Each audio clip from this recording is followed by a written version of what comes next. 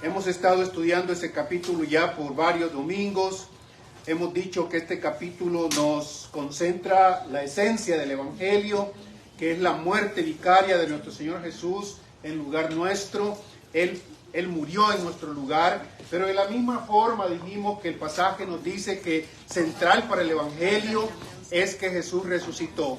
Se levantó de entre los muertos. Es interesante que los judíos no tenían una palabra específica para resucitar como nosotros lo tenemos. Ellos hablaban de levantarse de entre los muertos. Te levantás de entre los muertos.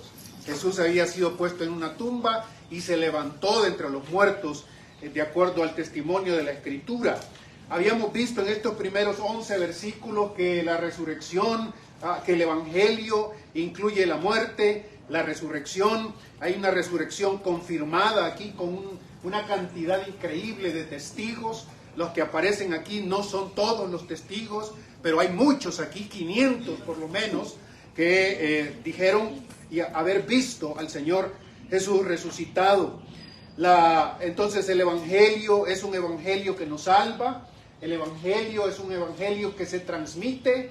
El Evangelio es un Evangelio que se explica porque consiste en Jesús crucificado y resucitado. El Evangelio es un Evangelio que se confirma por esta cantidad de testigos. Y hoy nos toca ver la última de estas 5 cosas que les había mencionado, y voy a añadir una más al final, porque voy a leer también hasta el versículo 19. La última sección de estas 5 cosas centrales que tiene el Evangelio es la que aparece en el versículo 8 al versículo 11. Escuchen lo que dice el escritor aquí, Pablo. Y al último de todos, como a uno nacido fuera de tiempo, como un aborto, se me apareció también a mí, porque yo soy el más insignificante de los apóstoles, que no soy digno de ser llamado apóstol, pues perseguí a la iglesia de Dios. Pero por la gracia de Dios soy lo que soy, y su gracia para conmigo no resultó vana. Antes bien, he trabajado mucho más que todos ellos, aunque no yo, sino la gracia de Dios en mí. Sin embargo, haya sido yo o ellos, así predicamos y así creísteis. Este no es otra cosa que la descripción del Evangelio aplicado. El Evangelio que se aplica a la vida de un ser humano. El Evangelio es verdadero porque se aplica, se vive en la vida de un ser humano. Aquí el apóstol Pablo nos da el ejemplo de qué significa haber entendido el Evangelio. Y es una forma en la que usted y yo podemos medirnos si de verdad lo hemos entendido o no. Porque esto de hablar y de predicar hay tanto que se puede decir, ¿no? Y yo siempre me quejo porque me doy cuenta que tanto en la iglesia como en los salones de clase, uno puede hablar y le pasa como en las películas, ¿no? Que el fulano está ahí presente, pero anda por otro lado completamente y solo mira que el fulano abre la boca, ¿no? Abre la boca y nada que ver. No sé si podemos hablar un montón, pero el Evangelio verdadero se aplica a la vida del ser humano. Y Pablo, después de hablar de tantas cosas sobre qué es el Evangelio, nos dice, el Evangelio me tocó a mí. Esta aplicación del Evangelio del apóstol Pablo resulta en una humildad increíble. Una humildad increíble. Pablo, como nos lo ha dicho en otras partes, es un hombre letrado. Pablo es un doctor en filosofía, doctor en teología, superando a los de su época, nos dice en Filipenses capítulo 2. Un hombre de las mejores familias, un hombre de raza, un hombre de plata, un hombre de conocimiento, un hombre que tiene todas las cosas que un hombre puede necesitar para jactarse de la vida y de vivir con ese orgullo que frecuentemente al ser humano le llena.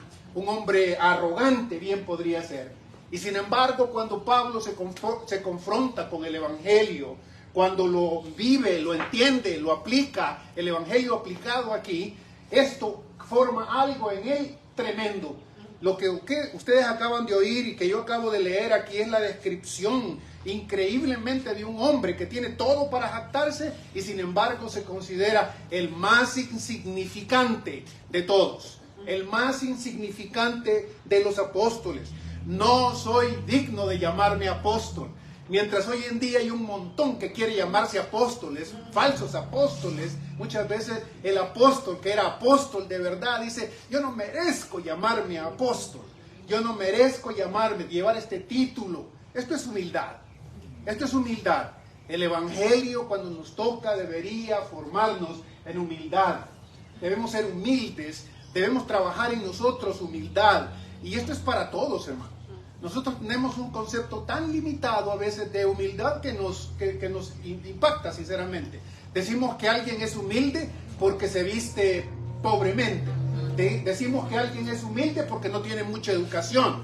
Pero muchísimas veces estos vestidos malamente y sin mucha educación son muchas veces los más arrogantes. Y ya no se diga eso. Cuando tenemos cómo vestirnos y tenemos educación y tenemos tantas otras cosas, frecuentemente somos un atajo, perdónenme la expresión, de arrogantes. Gentes que nos creemos, gentes que pensamos que por ser latinos aquí somos la gran cosa. Somos personas muy, muy altivas.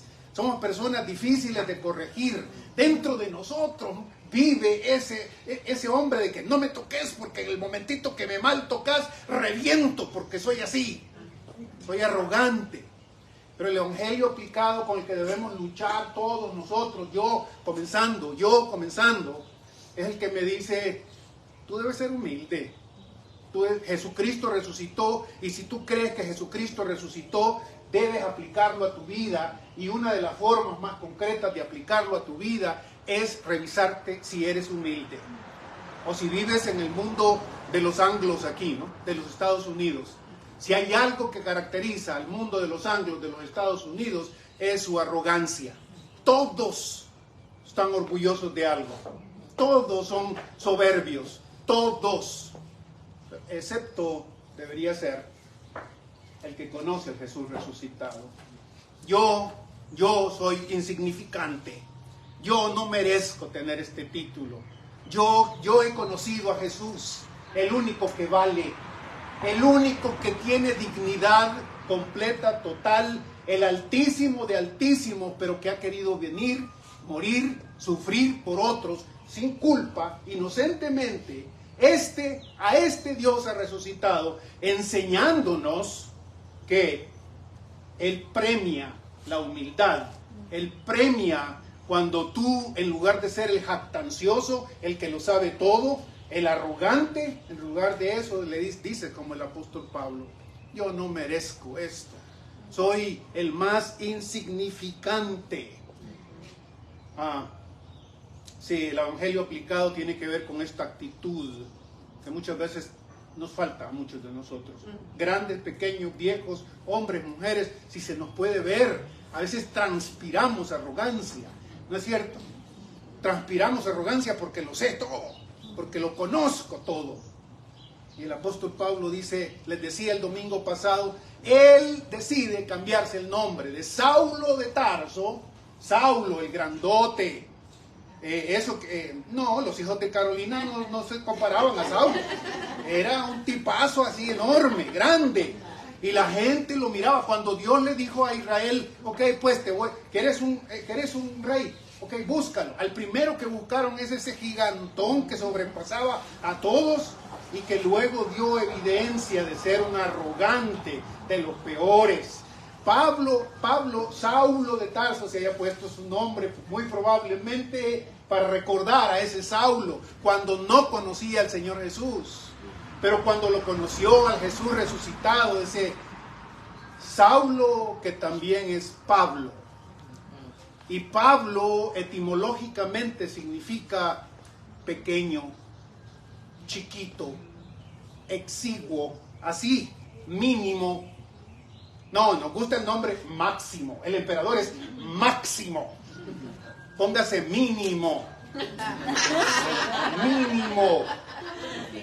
Así deberíamos vivir nosotros. El apóstol Pablo nos enseña, yo a la luz del Jesús resucitado me puedo poner un nombre y yo me llamo Mínimo. Mínimo.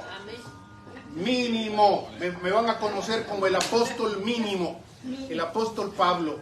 El apóstol mínimo. Y este mínimo, sin embargo, en este evangelio aplicado, nos describe su calidad de mínimo, pero por la gracia de Dios soy lo que soy, y su gracia para conmigo no resultó vana. Antes bien, he trabajado mucho más que todos ellos, los otros de lo que hablaba, los otros testigos, los otros apóstoles, aunque no yo, sino la gracia de Dios en mí. Cuando conozco al Jesús resucitado, entiendo la gracia de Dios. La gracia de Dios significa que a mí se me ha regalado la salvación. Alguien pagó por mí, alguien resucitó por mí. Sí, eso lo entiendo, pero al entenderlo, me lanzo a hacer cosas por mi Dios, por mi Jesús, ya no porque quiero encontrar salvación, ya no porque si no lo hago no voy a ser salvo, no. Pablo dice, porque he entendido la gracia de Dios. Si la resurrección se aplica a mi vida, no me puedo quedar en la iglesia, en el pueblo de Dios, sin hacer nada. Tengo que responder con obras, tengo que responder con buenas obras, tengo que hacer cosas para el Señor. Estos otros que Pablo, de los otros que Pablo habla, mire, honestamente, ¿cuántos eran? ¿Cuántos eran? Inicialmente los 12, ¿no es cierto? Luego falló uno, se fue Judas, pusieron a otro, Matías. De estos 12, de los que más conocemos sería, por supuesto, Mateo quizá, Pedro, por supuesto, y Juan. Y de los otros, ¿qué hubo? Bueno, la tradición dice un montón de otras cosas, pero nada seguro al fin de cuentas.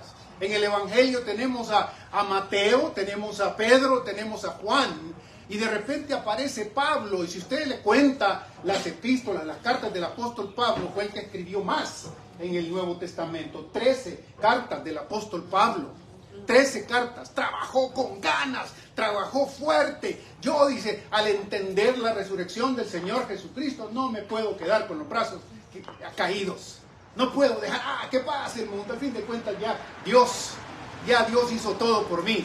Me voy a sentar y voy a esperar la resurrección de entre los muertos. Voy a esperar que cumpla Él sus promesas. Pablo no es así. Aprender la resurrección, aplicar la resurrección significa yo voy a trabajar por el Señor lo más que pueda, en el área que pueda.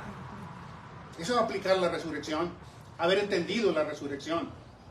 Si no, otra vez estamos hablando. No me voy a quedar. Y notan ustedes esta tensión del apóstol Pablo, como diciéndole, sí, yo he trabajado y me he dado duro y le he dado más que ellos, pero no soy yo. Cualquiera que quiera decir que esto es para mi crédito, cualquiera que quiera decir que esto es para mi gloria, no, es la gracia de Dios conmigo, la gracia de la resurrección. Si has entendido la resurrección, vas a hacer cosas para el Señor. Si has entendido la resurrección, no te puedes quedar con los brazos cruzados. No te puedes quedar ahí simplemente, es que yo no puedo hacer mucho.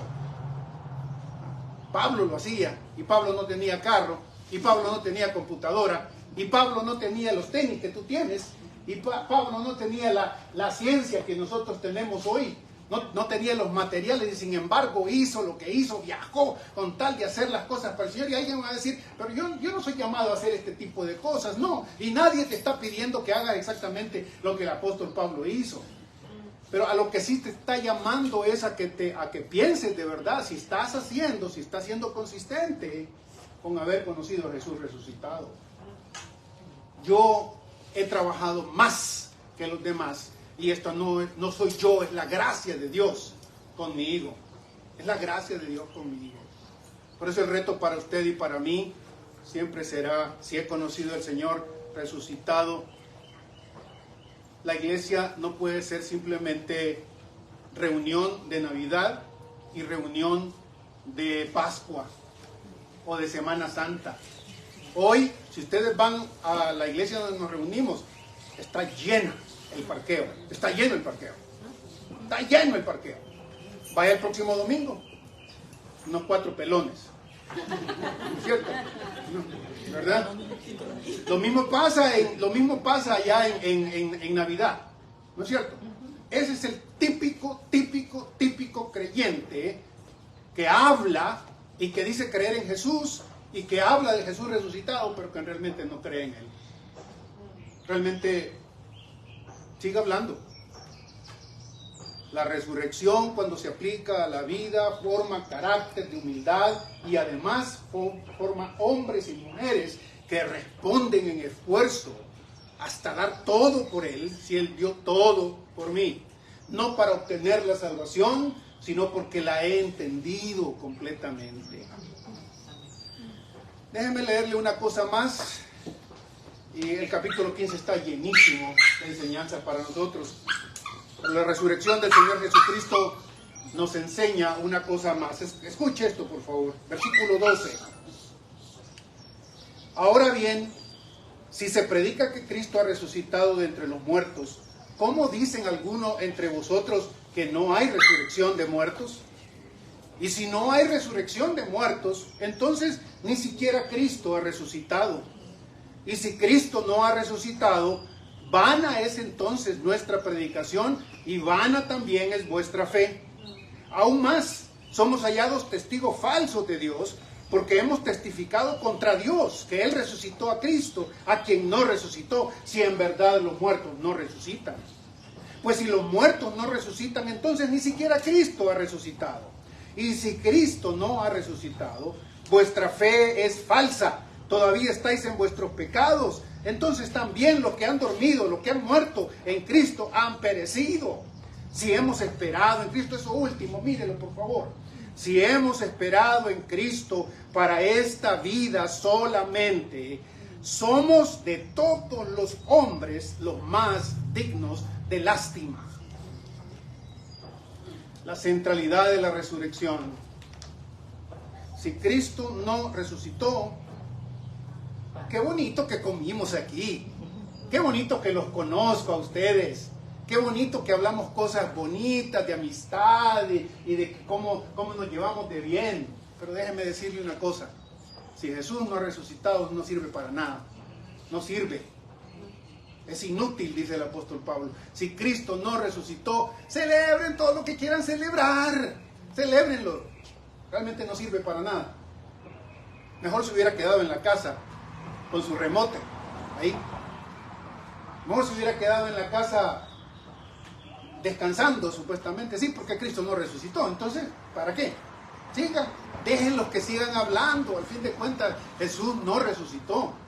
Y en la iglesia de Corinto habían algunos que estaban diciendo precisamente, Jesús es un buen ejemplo, Jesús es un buen moralista, pero que eso que resucitó de entre los muertos, eso sinceramente no tiene sentido, hombre. Eso va en contra de la ciencia, va en contra de la razón.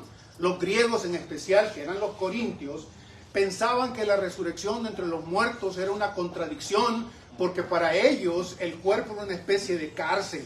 El espíritu del ser humano estaba encarcelado ahí, y cuando te morías, entonces el espíritu era liberado. Cuando Pablo y el Nuevo Testamento vienen a decirles, no, va a haber resurrección, y van a resucitar, ellos decían, ¿cómo es eso? Eso no puede ser.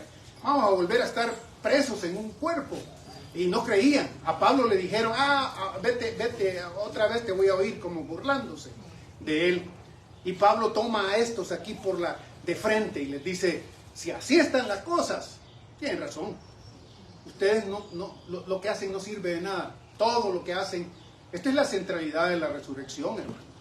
Pero lo que más me llama la atención aquí es esta forma tan pesada, si ustedes quieren, porque los apóstoles eran así, ¿no?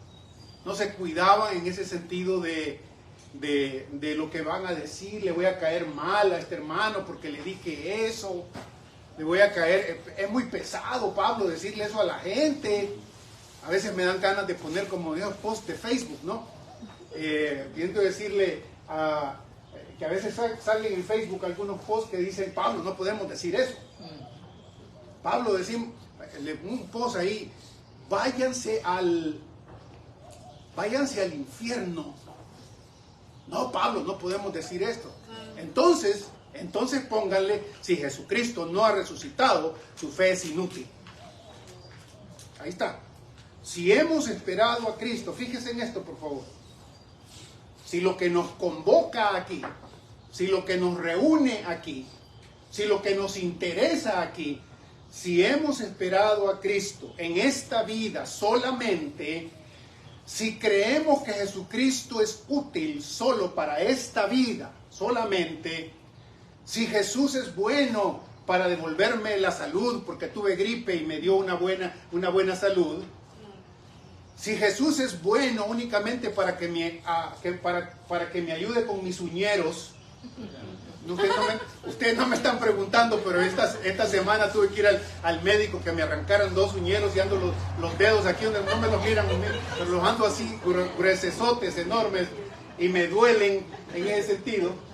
Y yo decía, Señor, por favor, cúrame, y el Señor en su bendición, 2 semanas, ya va a estar bien. Pero si eso es lo único para lo que Cristo sirve, si lo único para lo que Cristo sirve es para darte un buen trabajo, si lo único para lo que Cristo sirve es para curarte, para darte un buen carro, una buena casa, para que seas un buen papá, una buena mamá, y no que ninguna de esas cosas sean malas en sí mismo, no lo son, pero si solo es eso, entonces somos los hombres más dignos de lástima.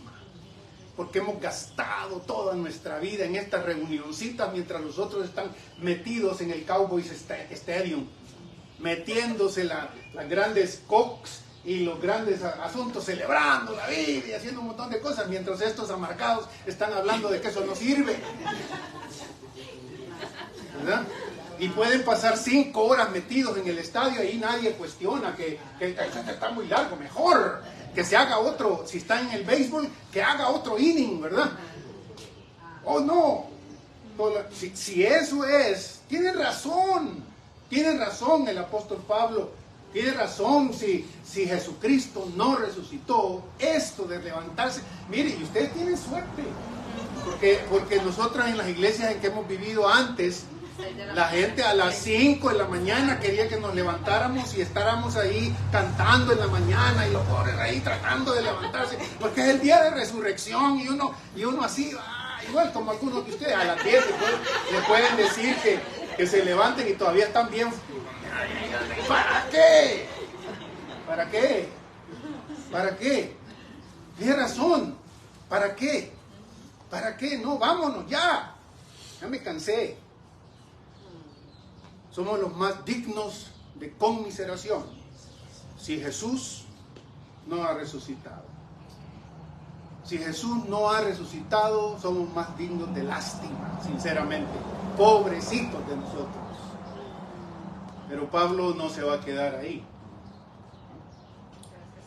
Mas ahora, sin embargo, Cristo ha resucitado.